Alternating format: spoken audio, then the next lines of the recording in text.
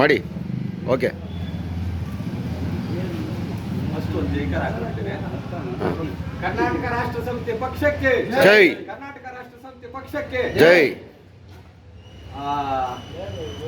ಎಲ್ಲ ಸಮಸ್ತ ಕರ್ನಾಟಕ ನಾಡಿನ ಜನತೆಗೆ ನಮಸ್ಕಾರ ಹೇಳ್ತಾ, ಇವತ್ತು ನಾವು ಚಿಂತಾಮಣಿ ತಾಲೂಕು ಘಟಕ ವತಿಯಿಂದ ನಮ್ಮ KEB ಅವ್ರಿಗೆ ಏನು ಈ ಪ್ರಪೋಸಲ್ ಇದೆಯಲ್ಲ, ಟಾಟಾ ಪ್ರಪೋಸಲ್ ಇದೆ ಅಂತ ಗೊತ್ತಾಗಿದೆ.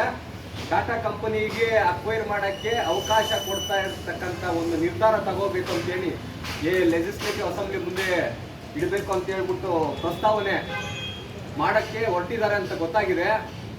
ಅದ್ರ ವಿರುದ್ಧವಾಗಿ ನಾವು ನಿಂತಿದ್ದೀವಿ, ಹೋರಾಟ ಮಾಡ್ತೀವಿ ಅಂತ ಎಚ್ಚರಿಕೆ ಕೊಡ್ತಾ, ಲೆಜಿಸ್ಲೇಟಿವ್ ಅಸೆಂಬ್ಲಿ ದಯವಿಟ್ಟು ನೋಡಿ, ಜನರ ಹಕ್ಕುಗಳು ಇದುವರೆಗೂ ದಮನ ಮಾಡ್ಕೊಂಡ್ ಬಂದಿದ್ದೀರಾ. ದಯವಿಟ್ಟು 75 ವರ್ಷ ಆಯ್ತು, ಇನ್ನ ಸಿಟಿಸನ್ ಪ್ರಿವಿಲೇಜ್ ಏನು ಸಿಕ್ಲಿಲ್ಲ ನಮ್ಗೆ. ಹಾಸ್ಪಿಟಲ್ ಸಿಕ್ಲಿಲ್ಲ, ರೋಡ್ ಸಿಕ್ಲಿಲ್ಲ, ಕುಡಿಯೋ ನೀರು ಸಿಕ್ಲಿಲ್ಲ, ಸರಿಯಾದ ಗಾಳಿ ಸಿಕ್ಕಿ ಹಾಳು ಮಾಡ್ಬೇಕು ಅಂತ ಕೂತಿದ್ದೀರಾ.